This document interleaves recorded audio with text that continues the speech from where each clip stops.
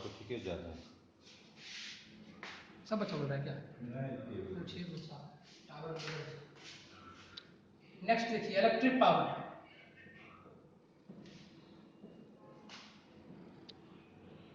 आप लोग पहले भी पावर के बारे में पढ़ चुके हैं, ठीक है ना। पावर इज इक्वल टू क्या होता है?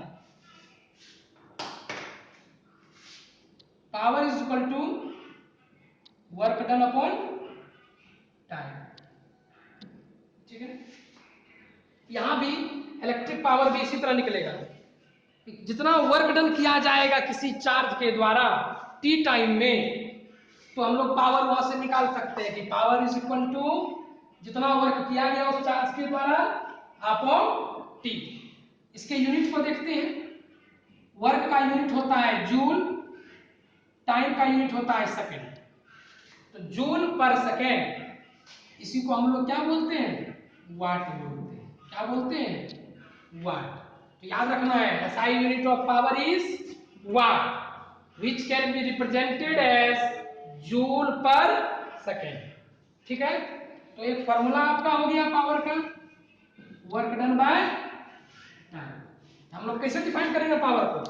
The work done by electric charge per unit time is known as electric power, ठीक है। अब हम लोग देखते हैं पावर के यूनिट को। पावर का यूनिट आपको बता दिए हैं, जूल पर सेकेंड होता है वाट। लेकिन ये जो वैल्यू होती है वाट में पावर की, ये बहुत बड़ी बड़ी हो जाती है, ठीक है। इसीलिए इसको हम लोग और बड़ा क्वांटिटी में भी रिप्रेजेंट करते हैं, जैसे कि किलोवाट में।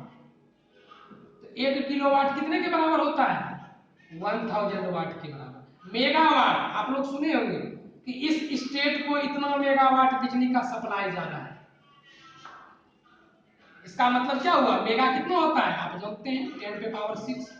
डेरिवेशन आपको हम फर्स्ट चैप्टर में लिखे हैं क्लास 9th में, ठीक है। 10 पे पावर 3 को किलो कहते हैं, 10 पे पावर 6 को मेगा कहते हैं, 10 पे पावर 9 को जीगा कहते हैं, और 10 टू द पावर 12 को टेरा कहते हैं। तो ये मेगावाट हो गया। तो ये इस तरह से पावर को हायर क्वांटिटी में भी रिप्रेजेंट किया जाता है। अब देखते हैं हम लोग फॉर्मूला कि कैसे इलेक्ट्रिक पावर हमको कैलकुलेट करना है किसी डिवाइस में, तो उसके लिए क्या फॉर्मूला यूज करें। एक तो फॉर्मूला हो गया कि वर्क डन अगर आपको दिया हो, टाइम दिया हो, तो यहां से निकाल सकते हैं। दूसरा है, आप जानते हैं कि इलेक्ट्रिक करंट में पोटेंशियल दिया होता है, करंट दिया होता है, रेजिस्टेंस दिया होता है, टाइम दिया होता है, वर्क डन नहीं दिया होता है। तो हम लोग इनके टर्म में पावर को रिप्रेजेंट करते हैं। देखिए अभी हम लिख लिए power is equal to work done upon time, ठीक है। अच्छा अब इसको वर्क डन को हम बदलते हैं। अभी हम लोग तुरंत करें कि वर्क डन बराबर क्या होता है, बोलिए, V इंटू क्यू। अभी तुरंत हम लोग पढ़े work done is equal to V into Q. यहां से आ गया V इंटू क्यू। भी तो नहीं दिया रहता है, चार्ज नहीं निकालते, हमको तो करंट और टाइम है। हम करंट और टाइम के तरफ में क्यू को लिख सकते हैं। अभी हम तुरंत लिखे हैं क्यू इज इक्वल टू क्या लिखते हैं, IT। तो यहां से निकल गया अपना वर्क डन क्या, V इंटू आई इंटू टी। अब इस वैल्यू को हम यहां रखते हैं। क्यों रख रहे हैं? क्योंकि हमको वर्क डन क्वेश्चन में नहीं रहता है जनरली इलेक्ट्रिसिटी चैप्टर में, या चार्ज कितना फ्लो हो रहा है ये नहीं रहता है। रहेगा तब तो इसी फॉर्मूला से निकाल लेंगे।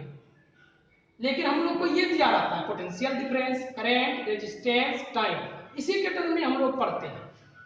तो वर्क डन इक्वल टू मेरा कितना आ गया, V इंटू आई इंटू टी अपॉन नीचे क्या है टी, टी से टी कैंसिल, कितना आ गया V इंटू आई।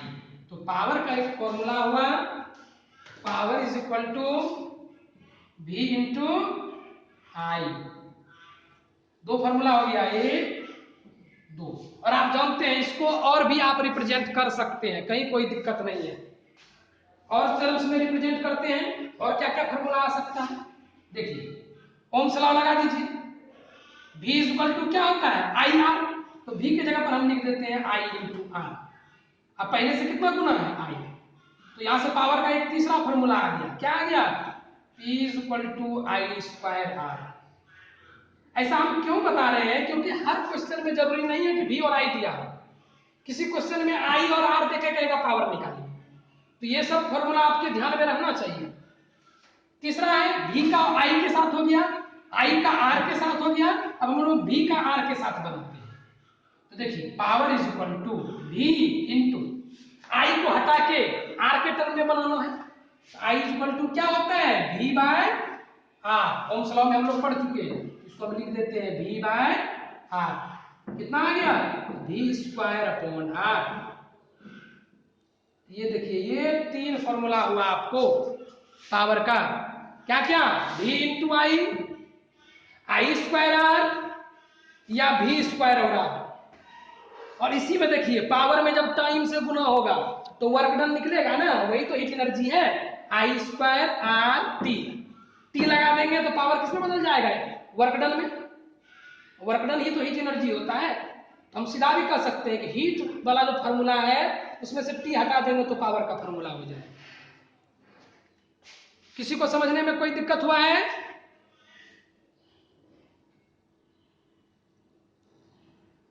चलिए, तो ये हमारा पावर का फॉर्मूला था। तीन फॉर्मूला है, आपको तीनों याद रखना है। v into I square R, तीसरा है v square by R. Next हम लोग चलते हैं, छोटा छोटा टॉपिक है इसमें। जो मेन टॉपिक था आपका स्टार्टिंग में ही था रेजिस्टेंस वगैरह, ये छोटा छोटा डिफिनेशन है जिसको हम लोग पढ़ते आए हैं। इस एनर्जी को, पावर को, इन सबको हम पहले भी पढ़ चुके हैं क्लास 9 में। बस अंतर यही है कि वहां हम लोग पढ़ते थे potential energy, kinetic energy, object के बाहर का एनर्जी। अब हम लोग पढ़ेंगे किसके बारे में? ऑब्जेक्ट के अंदर का एनर्जी, इलेक्ट्रिक एनर्जी के बारे में, इलेक्ट्रिक पावर के बारे में। अब हम लोग देखते हैं पावर वोल्टेज रेटिंग। आप लोग जब डिवाइस खरीदते हैं कोई भी, जैसे आप बल्ब अगर खरीदे होंगे 100 वाट वाला, तो आप उसमें एक चीज ऑब्जर्व किए होंगे, उसके ऊपर एक वर्ड लिखा होता है। ठीक है, उसमें देखिएगा अगर आप फॉरसेट लिखा रहता है 100 वाट 220 वोल्ट, इस तरह से टेस्ट देके लिखा हुआ है। ठीक है, किसी में लिखा रहेगा 5 वाट 220 वोल्ट। इसका मतलब क्या है? यही हमको बताता है पावर वोल्टेज रेटिंग, कि कैसे हम लोग कैलकुलेट करेंगे कि कितना पावर है तो कितना एनर्जी ये खा रहा है। ठीक है, देखिए इसका मतलब होता है, इसको कहते हैं power voltage rating. Power voltage rating हमको ये बताता है कि उस फिक्स वोल्टेज पर उस मटेरियल का या उस कंडक्टर का कितना पावर होगा, या हम कह सकते हैं कि कितना एनर्जी वो पर सेकंड खाएगा। जैसे मान लीजिए कि किसी एक ऑब्जेक्ट के ऊपर लिखा हुआ है 100 वाट 220 वोल्ट गैस देखिए। इसका मतलब क्या है? इसका मतलब है कि व्हेन इट इज कनेक्टेड, सब नोट्स में लिखा है, आपको घबराना नहीं है, to a 220 volt electric supply, कि जब अगर इसको 220 वोल्ट के इलेक्ट्रिक सप्लाई से आप जोड़िएगा तो इट विल कंज्यूम, कितना एनर्जी खपत करेगा? 100 जूल पर सेकंड। उसी को तो वाट कहते हैं ना, जूल पर सेकंड को ही वाट कहते हैं। कहने का मतलब है कि ये 1 सेकंड में 100 जूल एनर्जी खाएगा। कब? जब इसको 220 वोल्ट के सप्लाई से आप जोड़िएगा। ठीक है, इस तरह से हम लोग अलग अलग क्वांटिटी का क्या कर सकते हैं, पावर वोल्टेज रेटिंग देख सकते हैं। आप अपने घर से उठाइएगा, आयरन, बल्ब, फैन, नॉर्मली जो हम लोग अब एलईडी यूज करते हैं वो 8 वाट 10 वाट 12 वाट का होता है। फैन जो होता है वो 70-80 वाट का होता है। उसी तरह मोटर पर चले जाइए, 1000 वाट फ्रिज देखिएगा, टीवी में आपका लिखा हुआ रहता है कॉर्नर पर, एलजी वगैरह का नीचे का लिखेगा लो कंज्यूमिंग पावर, और दिया रहता है कि कितना एनर्जी पर यूनिट बचाता है, पर डे बचाता है 1000, या लिखा होगा 5 kW। पावर में अगर लिख दिया 5 kW, समझ जाइए कि 1 सेकेंड में ये किलो है तो 5000 जूल एनर्जी कंज्यूम करेगा। ठीक है, ये आपके एप्लीकेशन के लिए दिया है, आप अपने घर के कैसे इंस्ट्रूमेंट को मेजर कीजिएगा। ठीक है, एक टॉपिक इसमें और बच गया। यहां से आपको पावर मिल गया, एनर्जी आप निकाल सकते हैं कि अगर 1 सेकंड में इतना खा रहा है तो मान लीजिए टी टाइम के लिए चलाएंगे तो कितना होगा। तो आप देखिए power is equal to work done by time. वही वर्क डन किसके रूप में स्टोर होता है? एनर्जी। हम कह सकते हैं power is equal to energy by time. तो यहां से अगर आपको निकालना हो कि कितना एनर्जी कंज्यूम कर रहा है तो इस चीज को क्या करना होगा? इधर गुना करना होगा। Electrical energy is equal to electrical power into time. ठीक है, ये फॉर्मूला है। ये फॉर्मूला है आपके डिवाइस से अगर आपको पता करना हो कि ये कितना एनर्जी कंज्यूम कर रहा है तो आप पता कर सकते हैं। और आपका जो बिजली बिल होता है, इलेक्ट्रिसिटी बिल, आप उसको कैलकुलेट कर सकते हैं। आज हम आपको बता देंगे ताकि आप अगले बार से जब आपके घर में आए तो आप चेक कर सकते हैं कि कहीं गलत पैसा तो नहीं ले रहा है। चलिए हम लोग कॉमर्शियल यूनिट देखते हैं कि कैसे हम लोग घर का बिजली बिल चेक करते हैं। अगर टाइम कंप्लीट हो जाएगा तो आप लोग एक बार क्या कीजिएगा, फिर से इसी आईडी पासवर्ड पर ज्वाइन कर लीजिएगा। ठीक है, तुरंत ही कर लेना है। चलिए, commercial unit of energy. Commercial का मतलब होता है उद्योग जगत में एनर्जी का कौन सा यूनिट यूज होता है। ऐसे तो हम लोग जानते हैं एनर्जी का सही यूनिट जूल है, लेकिन जूल में जब आप कैलकुलेट कीजिएगा ना वैल्यू तो बहुत, ये जूल बहुत छोटा यूनिट है, इसका वैल्यू बहुत ज्यादा आ जाएगा, लाखों करोड़ों आ जाएगा। तब हम लोग क्या करते हैं, तो इलेक्ट्रिकल एनर्जी निकालने के लिए इसके एक बड़े यूनिट का यूज करते हैं। जैसे अभी पावर के लिए हम लोग वाट्स के बदले में किलोवाट का किए, उसी तरह इसमें भी क्या करेंगे, एक बड़े यूनिट का यूज करेंगे। उसी को हम लोग कॉमर्शियल यूनिट कहते हैं। और वो यूनिट क्या है, क्लास 9th को याद कीजिए, एनर्जी में आपको पढ़ाए हैं किलोवाट आवर। Kilowatt hour.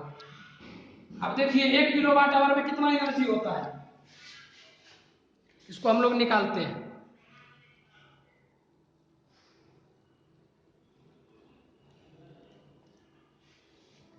ऐसे वैल्यू आपको मालूम है फिर भी हम निकाल देते हैं, ड्राइव कर देते हैं। 1 किलोवाट आवर का मतलब हुआ 1 किलोवाट इंटू 1 आवर। 1 किलोवाट में कितना वाट, 1000 वाट। और 1 घंटा में कितना सेकेंड, 3600 सेकेंड। चलिए 1000 वाट का मतलब हो गया जूल पर सेकेंड, अभी हम आपको तुरंत बताए हैं, और इंटू 3600 सेकेंड। आप फॉर्मूला भूल जाते हैं ना तो आप इस तरह से एकदम निकाल सकते हैं। सेकेंड सेकेंड कैंसिल हो गया, 36 पे कितना जीरो हो गया, 3 और 2 5 जीरो। अब इसी को लिखते हैं क्या, 1 2 3 4 5 6, 3.6 इंटू 10⁻6 जूल। तो 1 किलोवाट आवर में इतना जूल होता है, इसीलिए हम लोग ये बड़ा यूनिट का यूज करते हैं, किलोवाट आवर का। ठीक है, सबको समझ में आया? चलिए अभी आपका कटेगा, ठीक है, फिर से ज्वाइन कर लीजिएगा, तब हम लोग देखेंगे कि कैसे कैलकुलेट करते हैं बिजली बिल अपने घर का, इलेक्ट्रिसिटी बिल।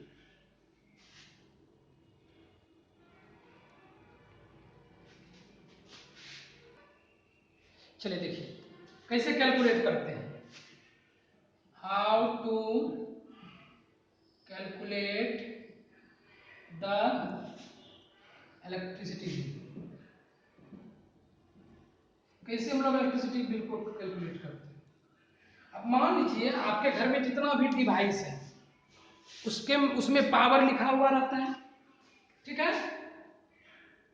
तो मान लीजिए मेरे पास घर में 5 बल्ब हैं, कितने वाट का, मान लेते हैं हम 20 वाट का, ठीक है, 20 वाट का 5 बल्ब है। पंखा गिन लेते हैं, 5 फैन हम ले लेते हैं, हर फैन 80 वाट का हम मान लेते हैं मेरे पास घर में। पावर देखने में कहीं कोई दिक्कत नहीं है, पावर वोल्टेज का रेटिंग दिया हुआ रहता है फैन वगैरह में, ठीक है।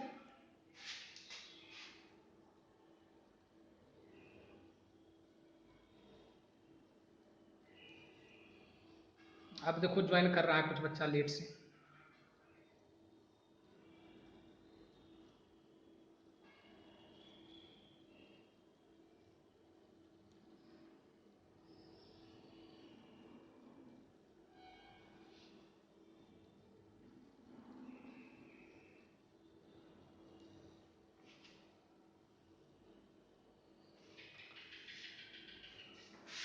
चलिए अब हम लोग और क्या क्या लीजिएगा, फ्रिज लीजिएगा, एक रेफ्रिजरेटर ले लीजिए।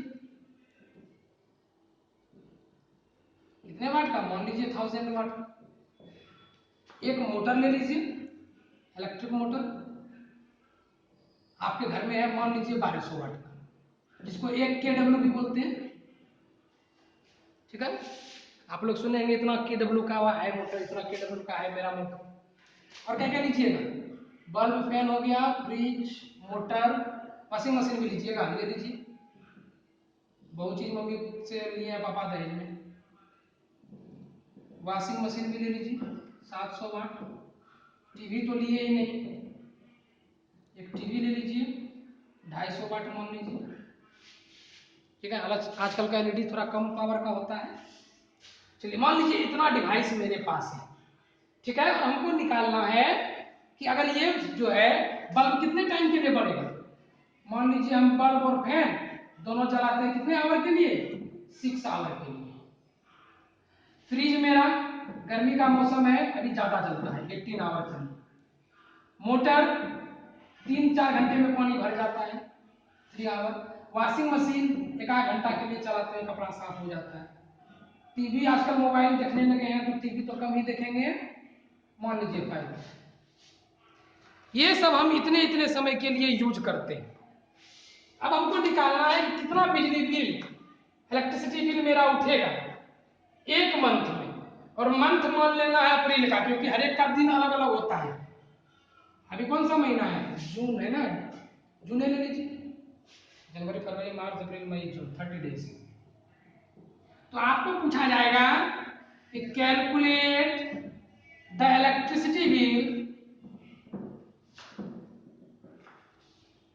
in the month of June at the rate of ₹5 per unit. कि 1 यूनिट का 5 रुपया लगता है। ठीक है, मीटर बिल नहीं जोड़ रहे, सरकार मीटर बिल भी लेती है। जनरली 5 रुपये चलता है, और जो इंडस्ट्रियल होता है या कॉमर्शियल होता है, जैसे हम लोगों का स्कूल हुआ, इसमें 7 रुपया पर यूनिट होता है। ठीक है, तो आपको इलेक्ट्रिसिटी बिल कैलकुलेट करना है इसका। देखिए कैसे करेंगे।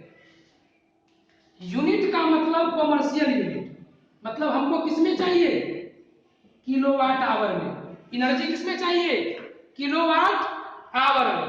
किलोवाट आवर का मतलब किलोवाट और आवर का मल्टीप्लिकेशन करना है।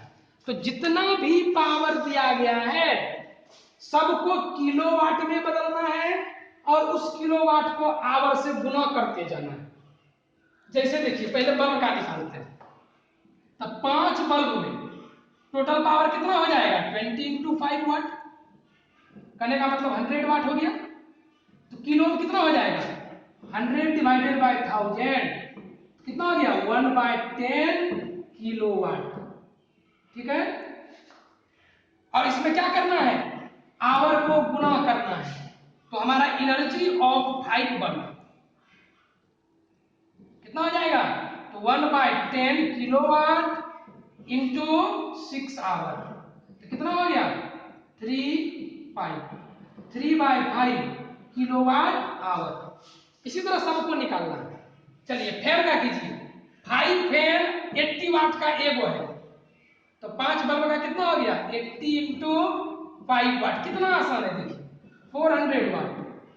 किलो में कितना हो जाएगा, डायरेक्ट हम लिखते हैं 400/1000, मतलब 4/10 किलोवाट हो गया, 2/5। तो एनर्जी कितना हो जाएगा, फैन, एनर्जी ऑफ 5 फैन हो जाएगा 2/5 किलोवाट इंटू कितने घंटे चल रहा है, 6 आवर चल रहा है। तो हो गया 6 × 2 = 12/5 किलोवाट आवर। इस सबको बगल में लिखते जाइएगा, एक बगल में किलोवाट आवर। दूसरे का आया 12/5 किलोवाट आवर।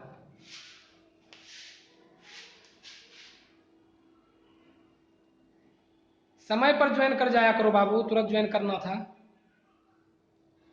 छूट जाता है तुम लोगों का। चलिए बल्ब को हटा देते हैं, कर दिए हैं, फैन भी हटा देते हैं। चलिए अब आते हैं हम लोग रेफ्रिजरेटर पर। एक ही रेफ्रिजरेटर है, 1000 वाट हो गया, तो एनर्जी तो डायरेक्ट निकल जाएगा। एनर्जी ऑफ वन फ्रिज हम लिख देते हैं, ठीक है ना। आप लोग अपना बदल लीजिएगा, 18 MTG कितना हो जाएगा, 1000 वाट है, इंटू घंटा है 18, और वाट को किसमें बदलना है, किलो में। तो 1 किलोवाट इंटू 18 आवर कितना हो गया, 18 किलोवाट आवर। देखिए कितना आसानी से निकल रहा है।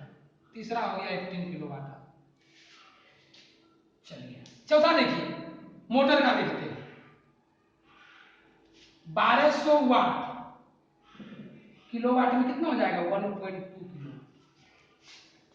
तो energy of one motor, energy बराबर पावर इंटू टाइम, तो 1.2 किलोवाट इंटू 3 आवर कितना हो गया, 3.6 किलोवाट आवर। इसको भी बगल में लिख लीजिए। आते हैं वॉशिंग मशीन, 700 वाट है, यहीं पर हम किलोवाट में बदल देते हैं, कितना हो जाएगा 7/10 किलोवाट। तो energy of one washing machine, energy is equal to power into time. Power हो गया 7/10, टाइम हो गया 1 आवर, करने का मतलब 7/10 किलोवाट आवर। इस वैल्यू को भी हम यहां लिख लेंगे,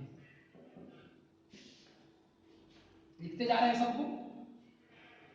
अगला टीवी बच गया है, एनर्जी ऑफ वन टीवी कितना हो जाएगा, 250 वाट है, किलोवाट में बदलिए तो 250/1000 कितना हो जाता है, 1/4 हो जाता है। 250 चौके 1000, तो 1/4 किलोवाट इंटू 5 आवर कितना हो गया, 5/4 किलोवाट आवर। इसको भी हम याद रखेंगे। अब हमको सबका एनर्जी मिल गया, एक दिन का भी मिला है। एक दिन में 6 घंटा हम जला रहे हैं, एक दिन में 18 घंटा जला रहे हैं, एक दिन में 3 घंटा जला रहे हैं, एक दिन में 1 घंटा जला रहे हैं, एक दिन में 5 घंटा जला रहे हैं।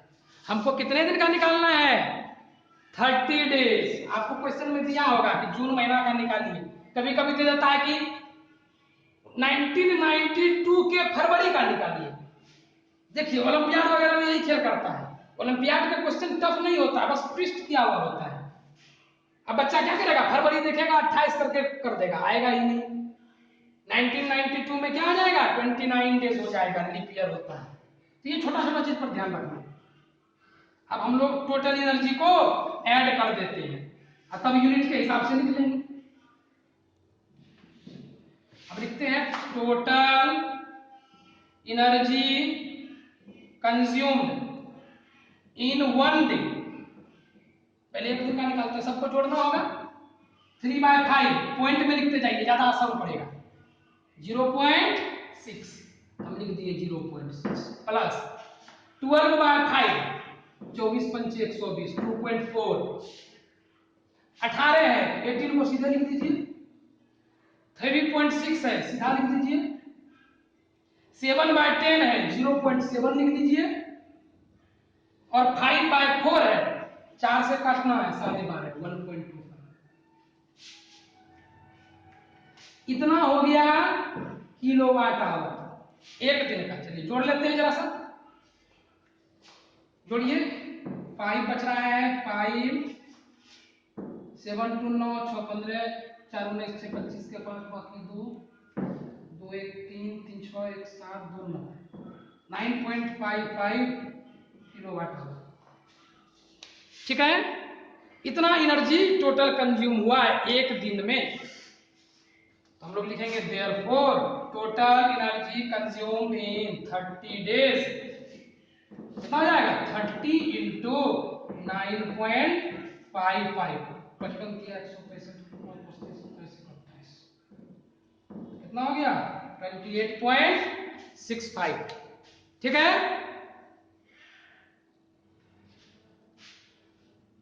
इतना किलोवाट आवर देख लीजिए कितना आसानी से निकल रहा है। सबसे पहले हम क्या किए हर एक का अलग अलग एनर्जी निकाले।